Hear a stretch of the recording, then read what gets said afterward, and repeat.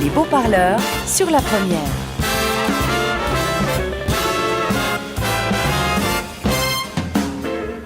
Bonjour Laurent Cordonnier. Bonjour tout le monde. Bienvenue dans Les Beaux-Parleurs. Avec vous, nous allons parler de l'un de vos sujets d'expertise, les théories du complot. Vous êtes sociologue, notamment à l'Université de Lausanne et à Paris Diderot. Mais d'abord, nous accueillons Carlos Enriquez. Bonjour Carlos. Chut, Jonas, je vous conseille de parler moins fort. Pourquoi ? Ils nous écoutent. Qui ? Tous, ceux qui décident. Et s'ils nous attrapent, on risque... Vous m'entendez bien ? Oui, je vous entends bien. Ouais, j'ai dû mettre mon bonnet en aluminium à cause du Wi-Fi. Alors non, Carlos Enriquez n'est pas là. Je crois qu'il paraît qu'il est mort à cause du coronavirus. Bah oui, il faisait partie de la population à risque. Carlos et les Peuch, il paraît que c'est des vrais vieux qui se déguisent en jeunes. Ouais. Alors, salut Laurent Cordonnier, je suis Gilluminati, je suis ravi de pouvoir te parler, toi l'expert des théories du complot, parce que ça manque pas. Ils me font marrer tous ceux qui essayent de nous faire croire que la Terre est plate, que l'homme a marché sur la Lune, que le 11 septembre c'était un attentat terroriste et que toi Laurent Cordonnier, tu existes. Non, parce que j'ai fait mes recherches. Grâce au confinement, j'ai du temps pour faire des recherches scientifiques sur mon ordinateur.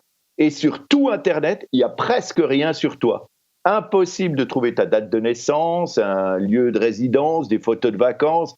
Même sur le dark web, il n'y a rien. À mon avis, tu es un robot. Un robot qui débusque les théories loufoques, comme celle qui dit qu'il y aurait des crocodiles dans les égouts de New York. Ridicule, dans les égouts de New York, des crocodiles. Tout le monde sait bien que c'est des alligators. Alors, Laurent Cordonnier, on dit que tu es mal chaussé. Non, je rigole. Non, pour nous faire croire que tu es un humain, on t'attribue même un livre, La nature du social. Mais moi, je ne suis pas dupe. C'est un algorithme qui l'a écrit ce bouquin. Toi, tu es un robot. Tu as soi-disant étudié la philosophie des sciences à Lausanne, puis la sociologie politique, les sciences cognitives. Étudier. Non, tu as rempli un disque dur dans le crâne pour que tu imites bien les humains. Non, bon, bien essayé. Mais moi, je t'ai percé à jour, tu n'existes pas. Jonas t'a invité pour parler des théories du complot autour du coronavirus en téléconférence. Autant dire, non, tu n'existes pas.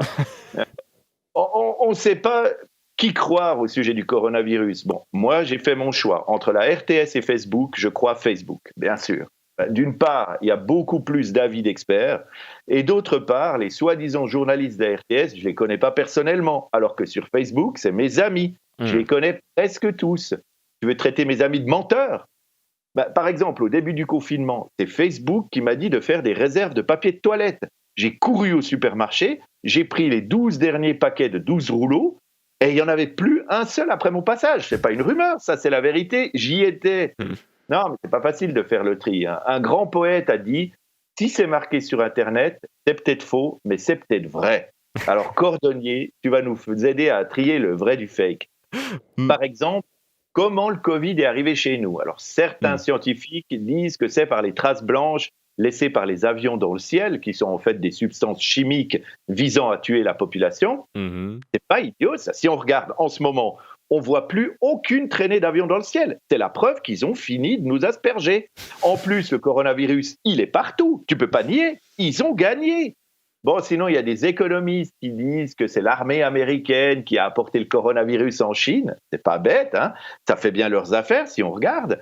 Moi, je ne suis pas médecin. Pas encore. Mais j'ai accumulé tellement de connaissances pendant ces 8 dernières semaines sur les réseaux sociaux que je peux facile passer mon doctorat d'épidémiologiste à la réouverture des universités. Alors, d'après mes recherches, le coronavirus, c'est une réincarnation de la grippe espagnole. De nombreuses preuves existent, parmi laquelle la date. La grippe espagnole a eu lieu en 1919, le Covid en 2020, 19-19, 20-20, comme par hasard.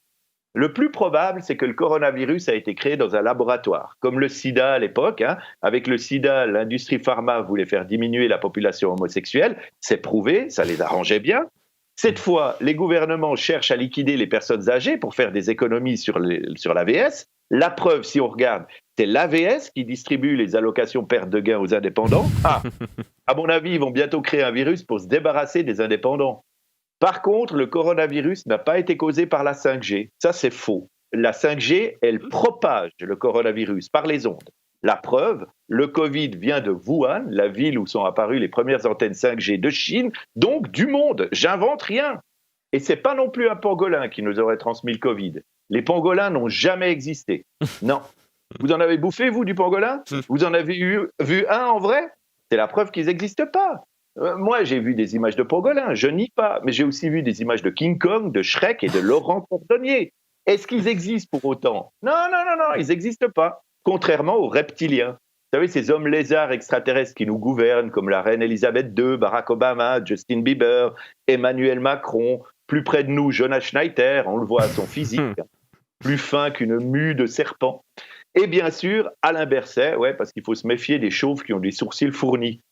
Mais c'est peut-être eux qui ont inventé le Covid. Les reptiliens, ils ont une température corporelle plus basse que la nôtre, donc leur coronavirus, ça leur fait rien. Plus l'un des symptômes, c'est quoi? C'est la fièvre. Coïncidence?